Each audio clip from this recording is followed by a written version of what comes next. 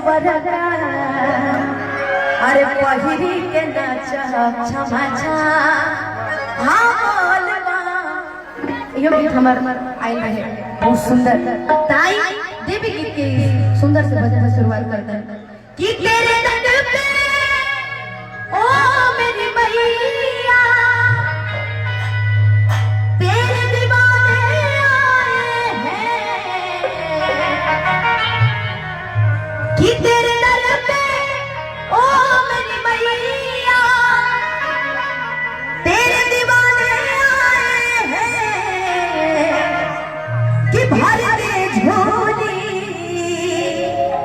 मैया भोली अरे बिगड़ी बनाने आए हैं बोलिए सच्चे दरबार की देखो जय जय तो धीरे बोलिए बोलिए शिल्पा शेट्टी की जय हाँ लेकिन आइए झूठ के भजन का आनंद तभी आता है जब मिलके हम सब उस भजन को गाते हैं और ताली बजाएंगे उनका होत रहे उनका गा के टाइम देना लगेगा पक्का बात बाकी भजन में वो लोग साथ दें तब कि तेरे दर पे ओ मेरी मैया तेरे दीवाने आए भर दे झोली मैया भोली बिगड़ी बनाने आए भर दे झोली मैया भोली बिगड़ी बनाने आए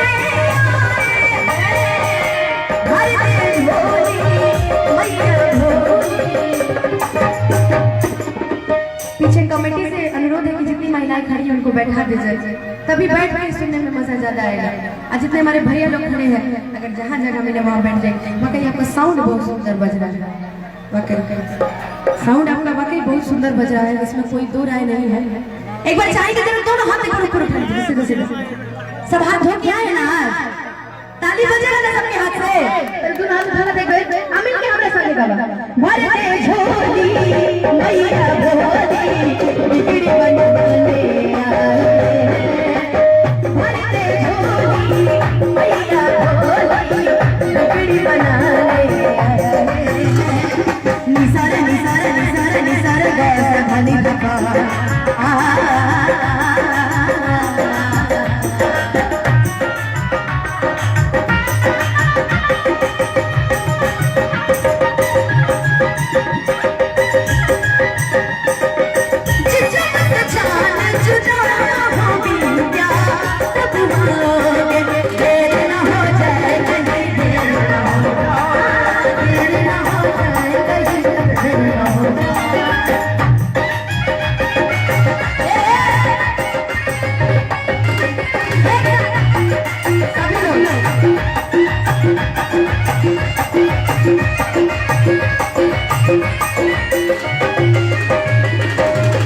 इतना फरमाइश तो लोग बोले बने कि हाँ समझ रही हो सिवेश मिश्राई हो और बाकी सब भोजपुरी के कलाकार हैं ऐसे लोग खुश करे कि हम ऐसे चिल्लात रह जाए कि तनी एक हमरा साथ मिल के एक बार ताली बजा दे तो रवो लोग के प्यार देखी ना हमरा से प्यार देखी ना बा तो तनी एक बार तोर हाथ उठा के ताली बजा के गा दी हो आए करम उसका गदे तेरे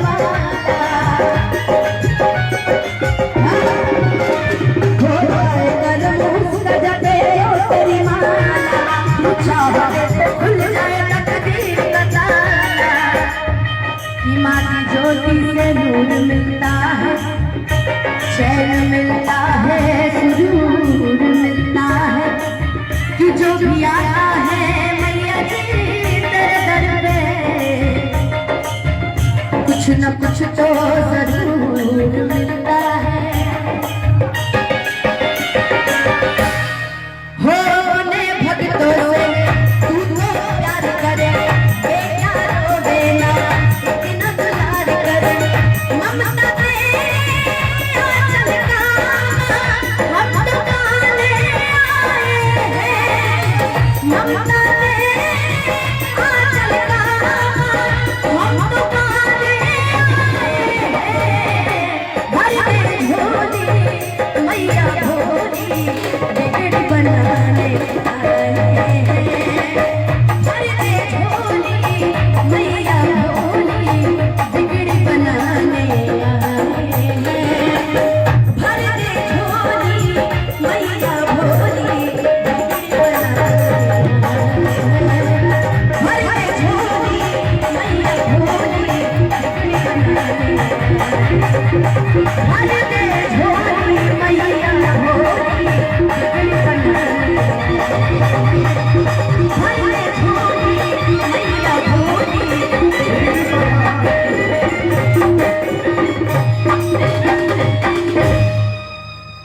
सच्चे दरबार की।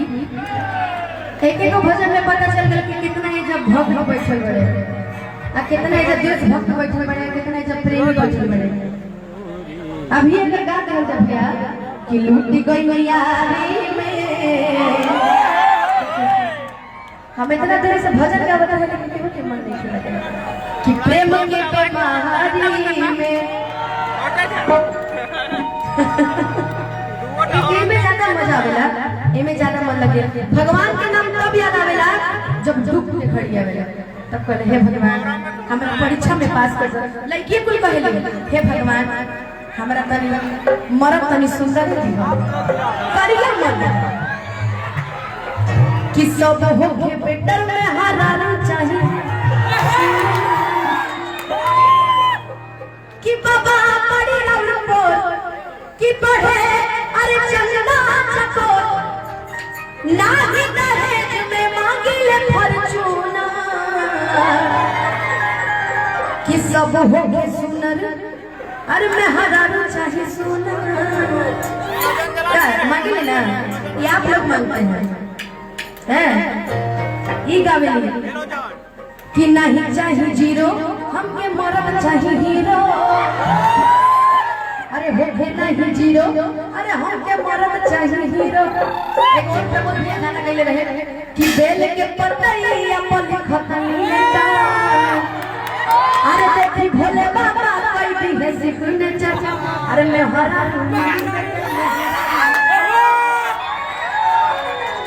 बाकी भोले बाबा से अर्जी तभी लोग करेगा। ऐसा कह दिया कि भजन है ताली बजाइए अरे छोड़िए ना अब खाली एक बार गाना हो जाए कि दिल ना लगाइए नहीं से कहल जाला भक्तियों में मन लगावा ना त तारे का मिल गइल त लेवे के देवे पड़ जाए तो कम से कम अपने लिए ना तो कम से कम अपने परिवार के लिए भजन गाइल करा कभी। आइए एगो हमार बड़ा सुंदर एगो भजन आइल रहे आदरणीय हमार दोस्त हमार मित्र अरविंद अकेला लालू जी के संग जेकरा के लिखले रहे अखिलेश कश्यप भी आदि शक्ति फिल्म साइट है। अगर वो गाना नीक लगे नो तने ताली बजा के घर के लोग से बाजे बाजे हम कर देते कि संडे के सुना हमर अरे बकबिया जा अरे भैया संग देखाए अरे भौजी जात बाड़ी बड़ी मशहूर होला ओ जाके संग खापला अरे और बोला चाहिए ना सना।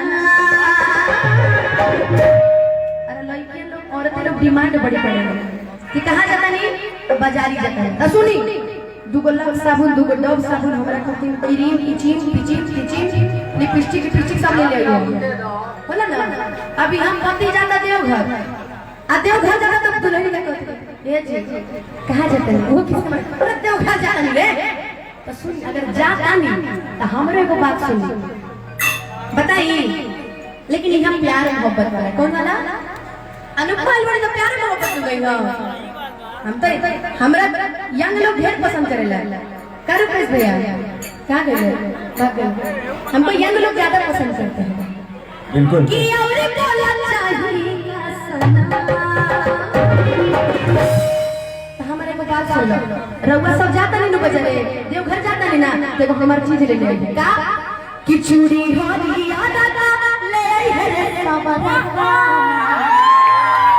कि चूड़ी होरी आदा ले है सबरा पहिरी के नाचा छमा छमा हो बोल बा बड़ी सुंदर भजन है लेकिन आई एकरा के मिल के झूम के गाएगा लेकिन मजा तबे न होए जब रउआ लोग झूम के कहीं सुनो तब हम कलाकार का चाहिए रउआ लोग के प्यार चाहिए कि संडे के सुना हमर बुक पिया गाड़ी संडे के सुना हमर बुक पिया गाड़ी मम्मी संग देखाया दीदियो जाता बाड़ी मम्मी संग देखाया दीदियो जाता बाड़ी बड़ी मशहूर होला ओ जाके संग बोला और बोला चाहिए हरा चूड़ी हारी यारा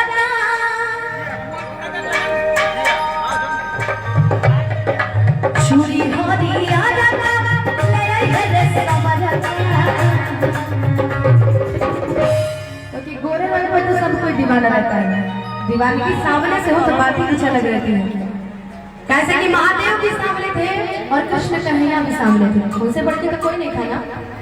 तो अगर लवर होके, चाहे प्यार होके, चाहे पति देव होके, अगर तनी सावर रंग के होके तब मजा आ जाए का। अब जितना सावर लोग पड़े ना उनका खरीद नहीं गाना हमारा तरफ से बात कि चूड़ी हरी आला ले आई है रे सावरा वही के नाना चमाचा ओ बोले चूड़ी हरी आला ले आई है रे सावरा वही के नाचा चमाचा सुना हमर भूख पिया गई मम्मी संग देखाया दिल जा जबाई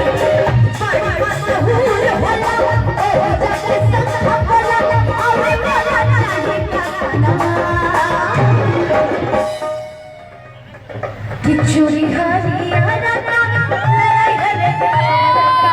पहिरी के नाचा चमका चूड़ी हरियाणा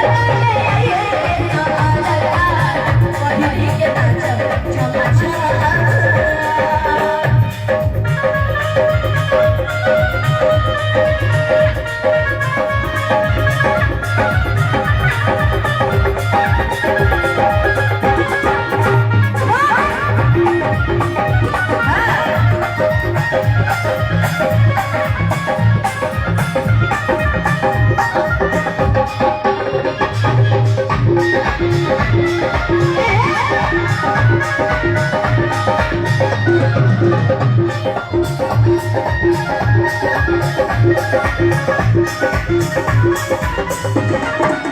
अब एक बात बताइए, तारा लोगों से एक बात बताइए, जब प्यार देखा प्यार धीरे धीरे भैया सरवन भैया प्यार मोहब्बत सब क्यों करेगा धीरे धीरे बजे, लेकिन ये जो वीडियो कॉल वाला जो प्यार है ना ये जिंदगी तबाह करके खो देगा।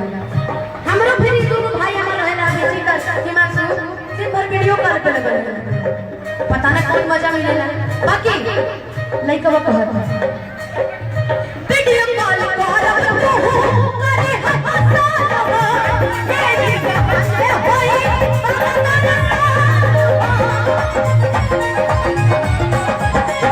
ध्यान से सुनिए कि लइका क्या कहत भजन के मतलब है कि लाइन समझा के वो लोग गए कि वीडियो कॉल करब अरे मेरे हाथ हो अरे नहीं बहाने कोई बाबा तेरा नाम हो नहीं बहाने कोई बाबा तेरा अब लइका का कहते हैं कि जुग जुग जियत रहया साही कल्लू अखिले तहरे जैसन प्यार सब के भोले बाबा दे। अरे यार बोल सोना कितनी तुम अच्छी हो ना रही हथिया अब खाली जब हम चूड़ी हरियर का ले आई है रे सबर का पहिर के ना चम चम जब हम की गई ना तो खाली वजह से तेज से चिल्ला के बोल दिया कि बोल क्या बोले कि मां इतना धीरे बोल बोलाई बोल खबरिया ऐसे बोलेगा कि चूड़ी हरियाणा ले आई है रे सबर का पहिर के ना चम चम ए भैया ये कौन बम बोल रहा है हमरा ना सुनाई दे रघुवा लोग भी बोली ठीक बा कि चूड़ी हरियाणा ले आई है रे सबर का अरे पहिरी के नाचा छमाछा ई भइल बा ऐसे मिल के हाला करके गाना करके पड़ कि चूड़ी हरियाणा ले आई है रे सबर का पहिरी के नाचा छमाछा चूड़ी हरियाणा ले आई है रे सबर का पहिरी के नाचा छमाछा।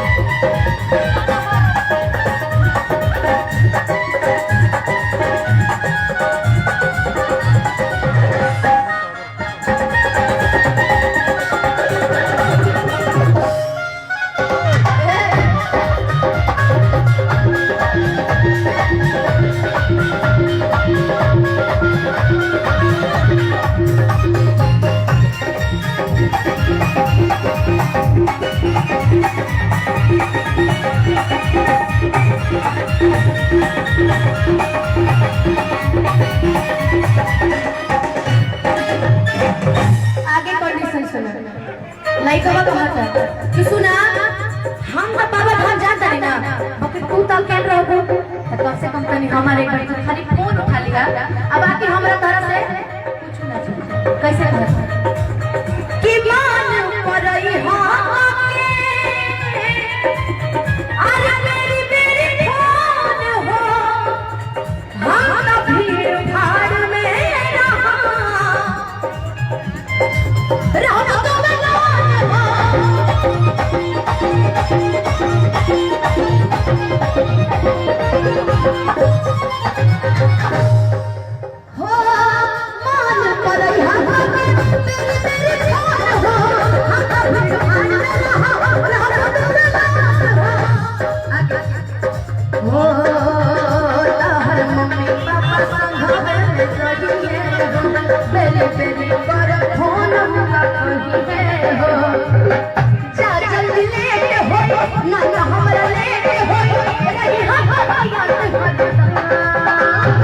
हमारा पूरा भजन कंप्लीट होगा लेकिन कौन एंगल से नहीं लगा कि सब भजन सुने भजन नाम सुने लगा खाली मेहरारू में मिली बेटा पति देव में मिली है बेटा अल्लाह हम चाहे बेटा ये जिंदगी भर सुन बोलो खिचड़ी हरिया अरे ले आई है सबर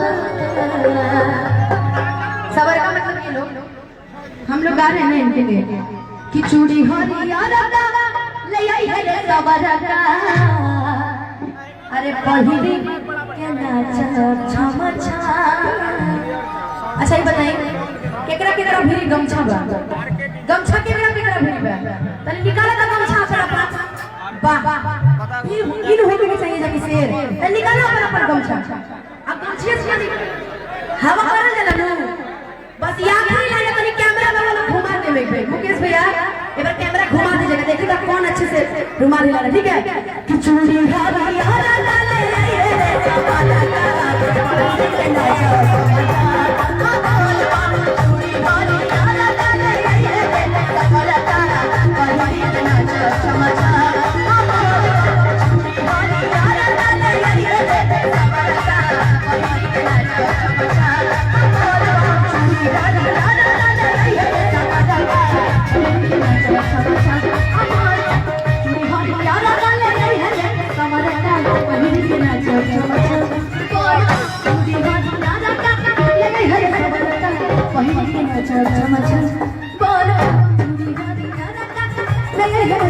अब चारों ताले बजल हाथ में हम साथ गा देगा चूड़ी वाली यारा का ले ले सवारा का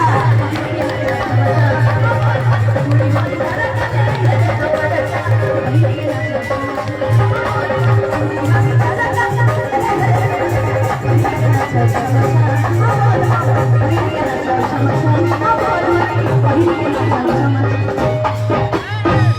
खिचड़ी हरी यारा अरे सब जानी लेते आई है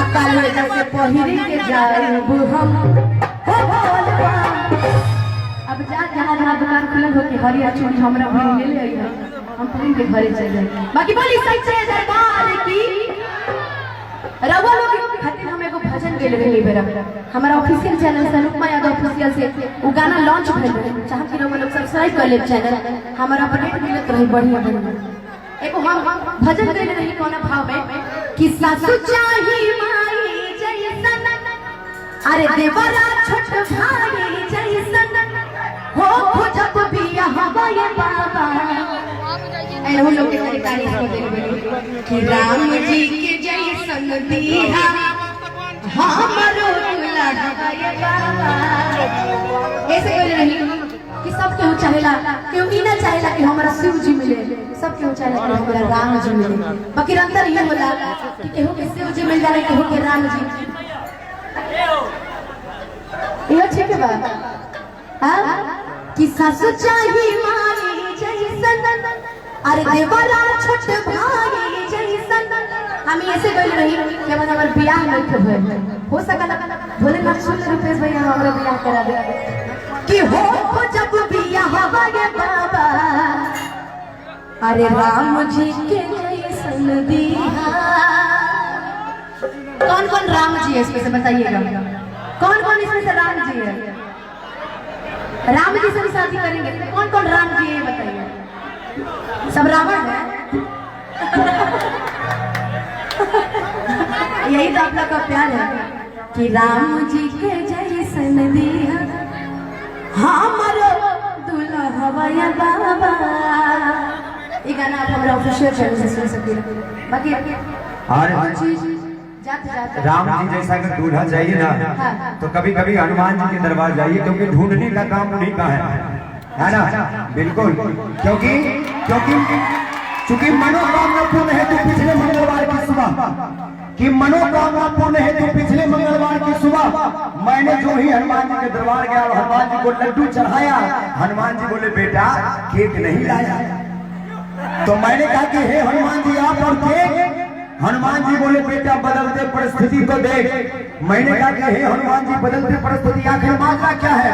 हनुमान जी बोले कि पिछले मंगलवार की सुबह एक कुमारी अखंडित नारी मेरे सन्मुख आई, अरे राजनीतिक रौब दिखाई और ससुरा लड्डू का कल केक खिलाया। क्या बताए, अरे क्या बताए, उस दिन से मेरा दिल ही डूब गया और राम कसम टेस्ट ही बदल गया।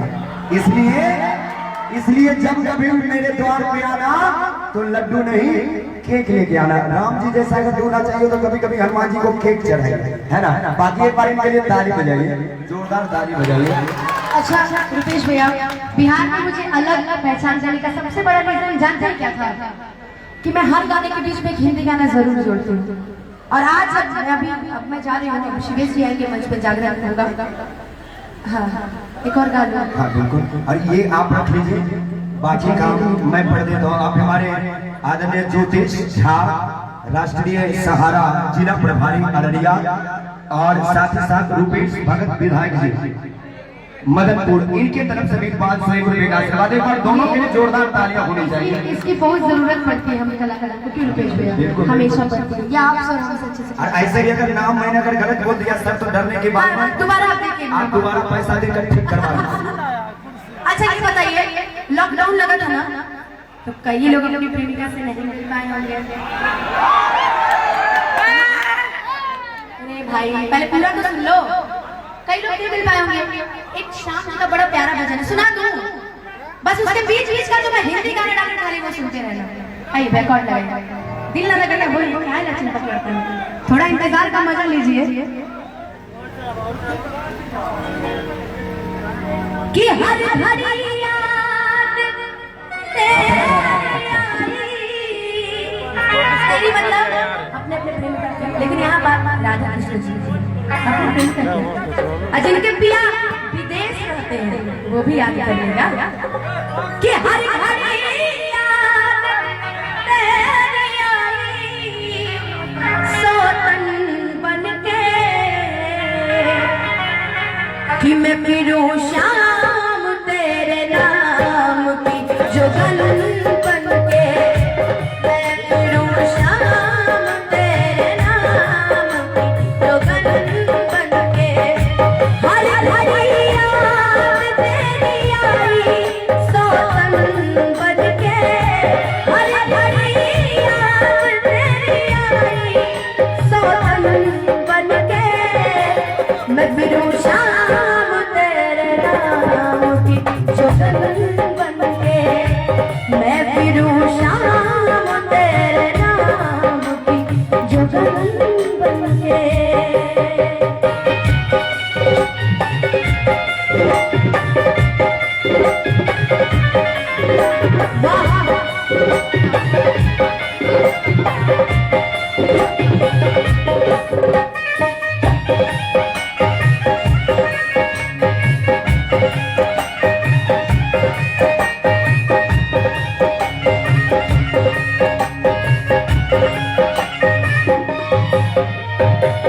और पता है हलचल कट, उस चीज को हलचल कट कहते हैं कि बीच में कुछ अच्छा अगर ये गाना आपको याद हो गया, सुने होंगे, अच्छा लगता होगा, ताली बजा के आशीर्वाद जरूर दीजिए, ठीक है? कि जिंदा रहे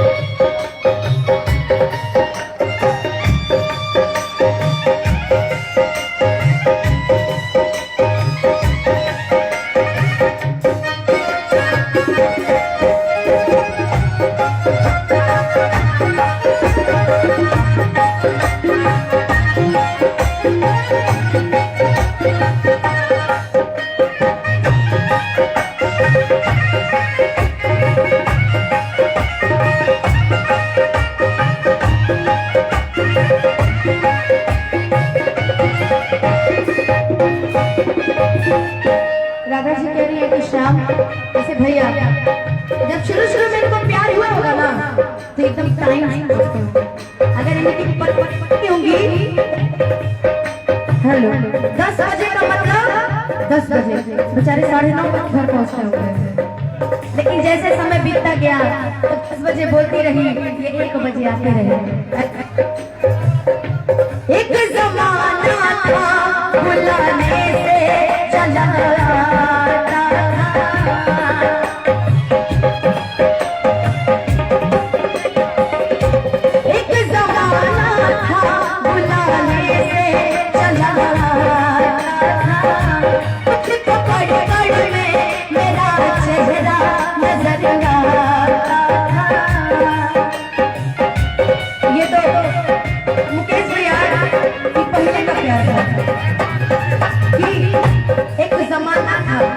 बुलाने से चला आता था और कुछ कड़कड़ में मेरा चेहरा था, लेकिन अब के ये यंग लोग क्या कहते हैं,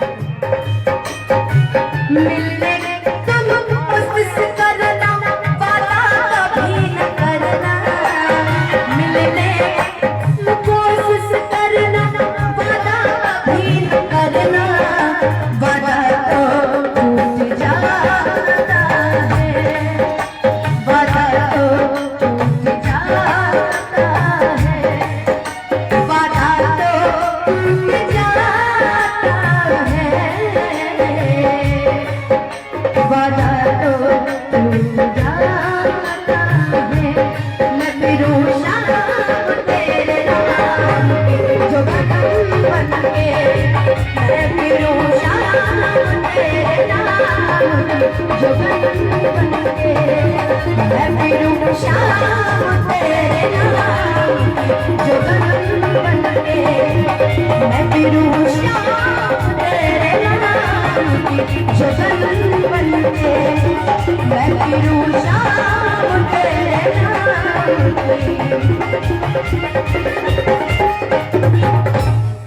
जुगन बनके बोलिए वृंदावन बिहारी लाल की। हमरा बता बराबर लोग भजन में बनने के लगत बाकी क्या करी, पुदीना पुदीना दिल ना लगई हो, अब बाकी जौन रहुला हेर तेल लाल तन जौन बराबर फरमाइश होई सब एक से पूरा होई, लेकिन सब पर हाजिरी लगल जरूरी बा, कैसे कि आज एक से बढ़कर एक कलाकार, एक से बढ़कर एक आप लोग की नृत्यांगनाएं मतलब मॉडल लोग भी आई हुई हैं इस मंच पे, तो उनको भी बुलाना है। बाकी हम तो आएंगे तो सुना के ही जाएंगे। मैं सुना देती सर, लेकिन अभी थोड़ा सा जागरण का ये मंच है, पक्का मैं शिवेश के बाद में आऊंगी और वही सुनाऊंगी पक्का। बस ये जो 2-4 मिनट के बाद हम लोग जैसा पिएगा वैसा इनकी होगा। वजह से हमारा दुकानदारी चल रहा है और इनके प्रति हम नहीं कर सकते, लेकिन आएंगे उसके बाद सुनाएंगे क्या कि यार इस दिल में अरे क्या रखा है तेरा ही दर्द छुपा रखा है, कि सोनिए जे तेरे नाल तगा मैं कमावा नी अल्लाह करे मैं मर जावा है, नी अल्लाह करे मैं मर जावा। जितने भी गाने आप लोगों ने सुने हैं YouTube के माध्यम से और हर उसके माध्यम से, और एक गाना और भी आपने सुना होगा अभी है लेटेस्ट में भैया कि तुम मेरे बाद मोहब्बत को तरस जाओगे, ये भी आगे सुनाएंगे। सबको बहुत बहुत अगर बढ़िया लगा लगे तो हल्ला करके ताली बजा लगा वाह जी। ऐसे थोड़ा लोग से ना बजे अरे हल्ला करके ताली बजाते हैं वो तले रह जाता है, बाकी कोनो बात नहीं। सुनिए, ऐसे तो भैया से हम बोले कि बस 2-4 गाने बर्दाश्त कीजिए, लेकिन बोल रहे नहीं दिल ना लगे या एक बार लगा दीजिए उसके बाद हो जाएगा। अच्छा कौन कौन लोग दिल लगाए एक बार हाथ बताइए। नहीं, इतना कम। इन लोग का ईमानदारी से हाथ उठाइए सारे लोग जो नहा के नहीं आए थे। इतने तो नहा के नहीं आए भैया हर दिल हो कि चार जल कतई लगा ले लो। बाकी खेसारी भैया के अजीत हलचल भैया के हम सब शुरू से फैन बनी। अजीत हलचल भैया के एक और गीत हम बड़ा दिल से गाइला कि तली घूंघटा उठाई अरे तली निया तैयारी अरे के हुफत दिल का होए कि जेकरा अंगने में चांद वो करा चांद पर जमीन का होई।